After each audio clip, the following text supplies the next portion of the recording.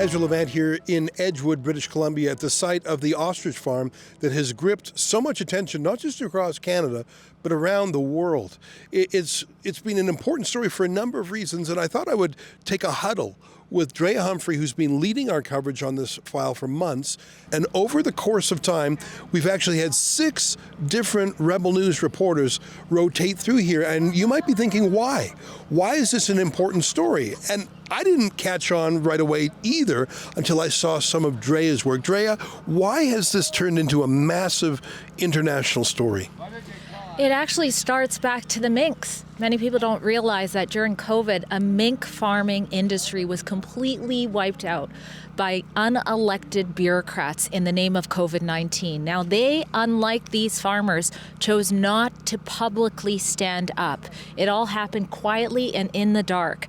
These farmers were different. These farmers were special, and so were the herd that they wanted to save. And so when I saw that there were farmers that were willing to say no to the Canadian Food Inspection Agency and say they should live because they're healthy, I knew it was going to be an important story.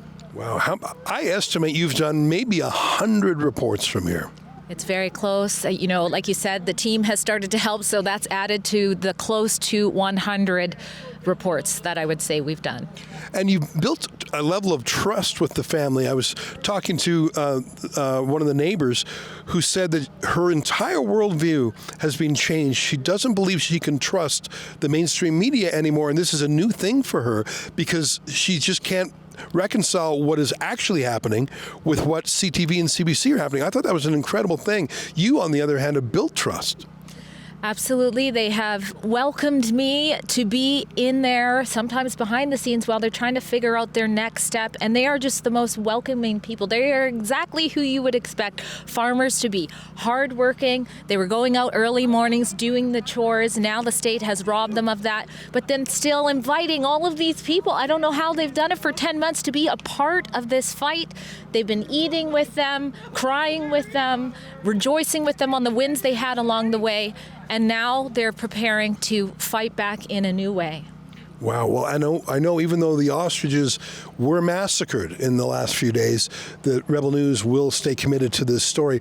Now, Sid, you have an interesting contrast because you were at the Coutts blockade. That was the main convoy for the truckers was in Ottawa. That was the big show. But in Alberta, truckers, farmers, grassroots people said, we've got to do something about Alberta's lockdown. You were embedded in that for 2 weeks almost. Compare, if you would, the people's sort of peaceful revolution you've seen here with what you saw in Coutts. It is actually, there are many similarities. I guess the one difference would be I was inside the security zone in Coutts, and a lot of the supporters were stuck outside, like these people are stuck outside from coming to these animals. But there is actually quite a bit of overlay, and these people, obviously, they strongly care about this story, and so much so they've been staying here for weeks. They've got a full kitchen setup. This is the same thing we had in Coutts. In Coutts, they went from having no food in this facility that they were using to having a basement entirely filled with food. No joke. Just feeding everybody that came through, taking care of anybody who would attend. And that's the same thing they're doing here. They actually care. And that's the thing about a lot of these protesters is they're fighting for something that's worth caring about. And that's why they're putting in the effort. And to your point, it's very similar to the Coutts blockade in more ways than just on the ground stuff. It's also the conspiratorial scientific backbone that rests behind this story that is also interestingly similar. And I think there's another comparison, which is the police. You know, there's a phrase, the Reichstag fire. As you know, that's phrase for sort of a false flag incident. That's how Hitler seized power because the Reichstag had been torched. In fact, so there's that phrase, the Reichstag fire. I think that's what happened in Coutts. Justin Trudeau needed a provocation so he could justify invoking the Emergencies Act. And so they arrested some guys and said, oh my God, there's a paramilitary. Like the RCMP was instructed by their boss to give them an excuse to invoke martial law. I feel like there's a similar police angle here. The police who have no business being here have been here for months, the largest police operation in British Columbia right now, and especially over the last few days, it looks like they were trying to provoke the family and friends into I don't know, violence, public disorder, so they could flip the script and have some sort of justification for an arrest. Yeah. Well, and the point about that is they got worse to try and make the situation worse so that they could use more power. That seems like the default process here. And I do want to make a note about the police. As you know, we've seen the behavior that they've enlisted upon so many of the people here. But when I arrived, it was the middle of the night, so nobody was awake. But their RCMP stop checkpoint, that's right over there, that was still set up. The 2 cop cars were there.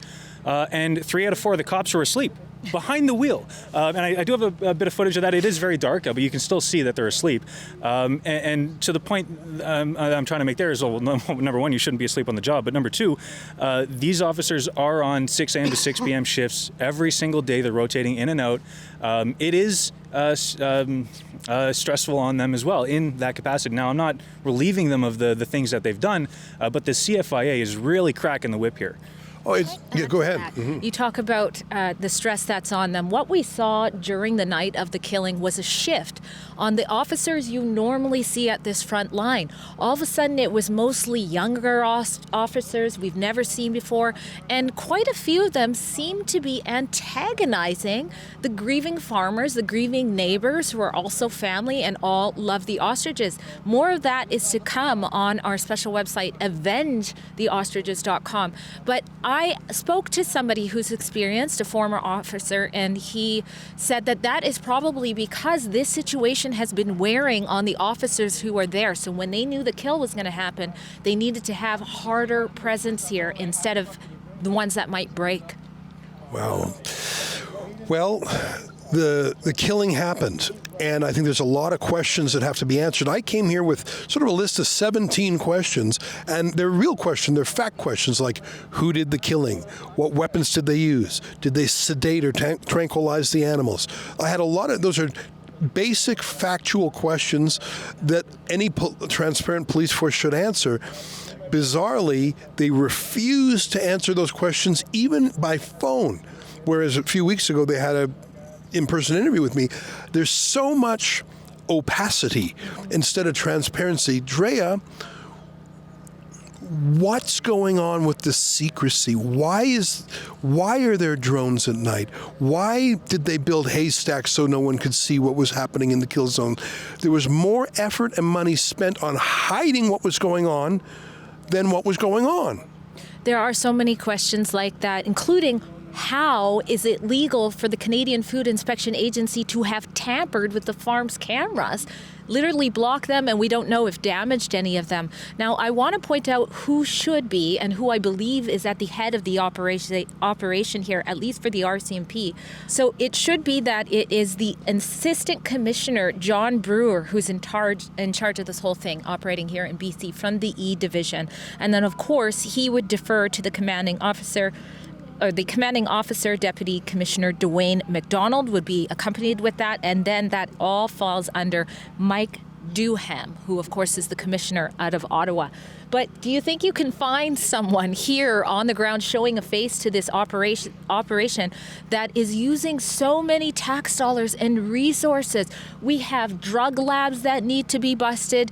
We have I can't help but think of how we're lowering the standard, lowering the minimum sentence for pedophiles, and then we have cops out here doing this type of stuff. It's just a sign of us going so backwards. It's really crazy. Well, listen, I want to thank the both of you. I mean, Drea, you've been out here so long. We were able to, through the generosity of our viewers, crowdfund an RV. So you could actually stay here, and you brought some of your family here. And I'm really glad because for your mom, you're a busy mom. You got a household back home, but you transplanted yourself here for weeks and weeks.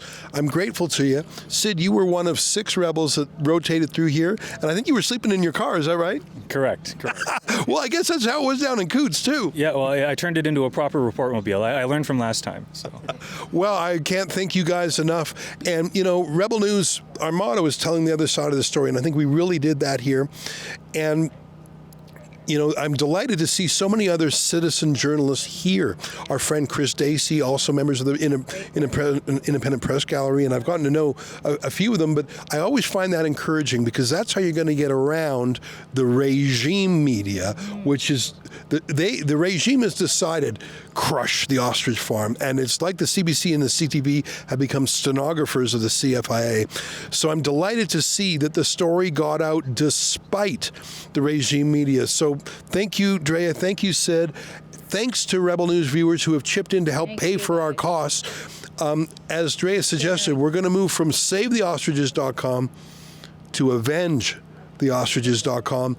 We've done another video that I hope you'll watch where we had a heart-to-heart with the family for almost an hour, talking about what's happened and some of their potential future steps. Our reportage will likely wrap up on the scene here probably in the next few days, although who knows how long the RCMP are going to stay here, right, Drea? Well, that's the thing. After everything that's happening, we saw the farmers come out, look at their empty pens in horror and devastation, and they're saying, get out of here. What more do you want to take from us? Can't we at least have our land back? They're not even getting an answer to that. The warrant has no end. Yeah. Let me close with something I've referred to several times today. And I really encourage you to look this up. As a quick read, it's called Sir Robert Peel's Principles of Policing. And you might wonder, why are British police called the Bobbies? Well, they're named after Sir Robert Peel. And he had these principles of how the police maintain the trust and support of the community. And you look through that list, and it's like the RCMP have broken every single one of those. And the thing is, you can only do that so much before the community no longer respects or even obeys the police. I think the police massacred their reputation while the CFIA massacred the birds. On behalf of Rebel News, thank you for your support. And I promise you we will keep telling the other side of the story. And this was an important story for anyone who cares about freedom, property rights, limited government, transparency, and, I don't know, the ability to live freely and as farmers. Yeah. Last word to you, Drea. My last word is another thank you to everybody, not only who helped support our journalism here, but also shared. Please continue to share. This is breaking through the echo chamber because on a very basic level, everybody knows you should not kill animals for no reason, which is exactly what happened here. So we are going to avenge the ostriches at AvengeTheOstriches.com. And thanks again. Thanks, Drea, and thanks, everybody.